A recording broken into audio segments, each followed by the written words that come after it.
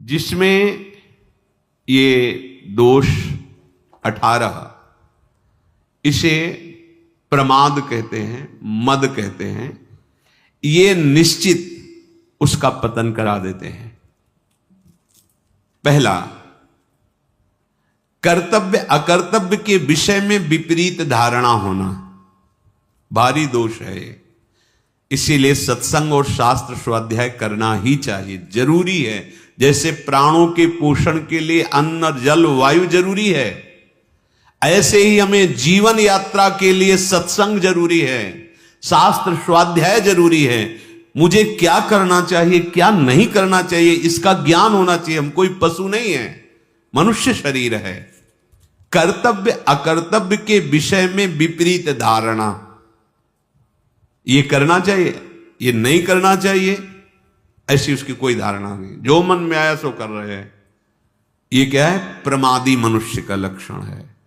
अहंकारी, मद दोष से युक्त ये पतन को प्राप्त होता है, दुख को प्राप्त होता है। दूसरा, असत्य भाषण में सुख मानना। देखो, क्या झूठ बोलने के बाद आपको जलन होती है? मैंने क्यों झूठ बोला? आपका हृदय जलता है? नहीं। तो प्रमाद स्थिति है। मद रूपी दोष के ये 18 लक्षण बता रहे हैं जो नाश कराते, पतन कराते हैं। तो झूठ एक तो बोलिए मत। कहीं ऐसा अवसर हो किसी के प्राण बच रहे हों, किसी का बहुत मंगल हो रहा हो, तो चलो बोल देते हैं। व्यर्थ में केवल झूठे ही लेना, झूठे ही देना, झूठे ही भोजन, झूठ चबेना, व्यर्थ का प्रपंच। झूठ क्यों बोलते हो? झूठ राधा राधा राधा उचित बोलो। कई लोगों का मानना है कि झूठ के बिना व्यापार ही नहीं चलेगा। नहीं नहीं, ऐसा नहीं। आपकी मान्यता है ऐसी, लेकिन ऐसा नहीं है। आपकी मान्यता है, आपने असत्य को स्वीकार कर लिया, इसलिए ऐसा आपको अनुभव हो रहा है। आप सत्य पे चलिए, उचित मुनाफा लीजिए। सबको ही जानता है व्यापार मुनाफे के लिए किया जाता है, परिवार पोषण उसी से होता है। तो ऐसा नहीं कि उसमें आप झूठ बोलें कि कसम से कहते हैं 120 का लाए हैं, बस आपको कोई मुनाफा नहीं, 120 का दे देंगे। घर के हो आप, ले हो। नहीं नहीं, हम 120 110 अब इसके नीचे नहीं। अब कहां गई तुम्हारी कसम? अभी बोल रहे बेमतलब झूठ।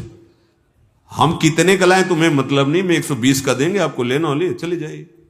हमारी दुकान में फिक्स रेट है, अली खत्म।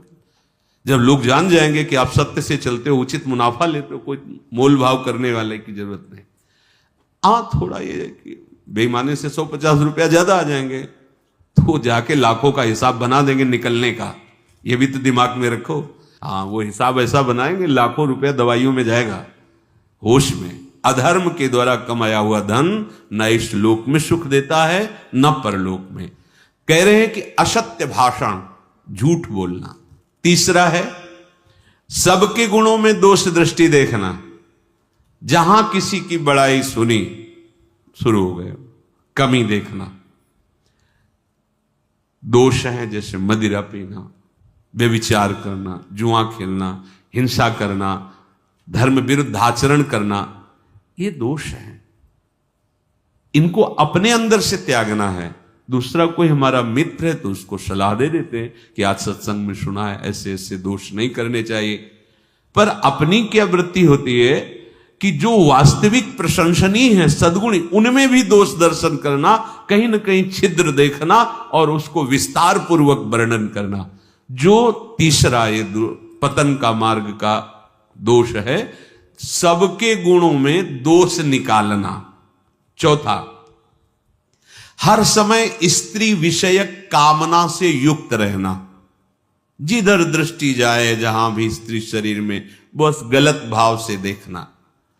पांचवा है सदा धनोपार्जन में ही वृत्ति लगाए रखना। धनोपार्जन के लिए शारीरिक सेवा, श्रम आवश्यक है, जो आपको मिला है, लेकिन मन रखो जहां कृपा निधाना। चित्त वृत्ति प्रभु के चरणों में लगाओ। अगर चित्त वृत्ति भी धन के चिंतन में लगी, शरीर भी धन की क्रियाओं में, तो फिर भोग बुद्धि रहेगी, योग बुद्धि तो रहेगी नहीं। तो मनुष्य जीवन का लाभ क्या मिला? और जब केवल धन चिंतन की वृत्ति आती है तो धर्म अंतर्ध्यान हो जाता है। छठवां, भोग इच्छा।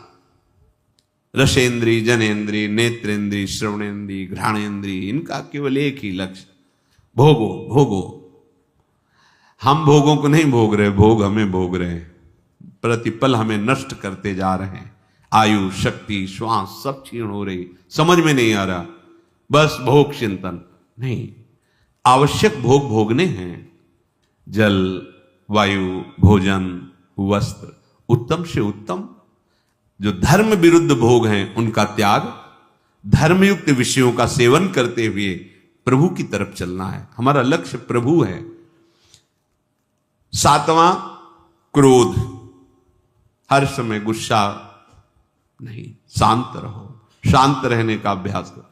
शोक, कुछ भी नष्ट हुआ, मार अंदर से टूट गए, अब क्या होगा, ऐसा नहीं। प्रभु हैं, आज असफल हुए हैं, कल हम सफल हो जाएंगे। उत्साह नहीं तोड़ना, शोकित नहीं होना। तृष्णा, जो भोग भोग चुके हैं उनकी याद में पुनः भोगों को भोगने की इच्छा। लोभ, अधिक से अधिक और भोग संग्रह हो जाए, संपत्ति हो जाए, अधिक से अधिक। चुगली करना, किसी की भी बात सुनकर किसी और को बताना, ये सब पतन के मार्ग है। डाह, किसी के सुख को देख के जलना कि क्या करूं जिससे इसका ये सुख नष्ट हो जाए, ऐसी वृत्ति होती है। ये डाह जो होती है ये बहुत डायन स्वरूप होती है। हिंसा, किसी भी तरह से, वाणी से, शरीर से, संकल्प से किसी की हिंसा करना, दुख पहुंचाना। संताप,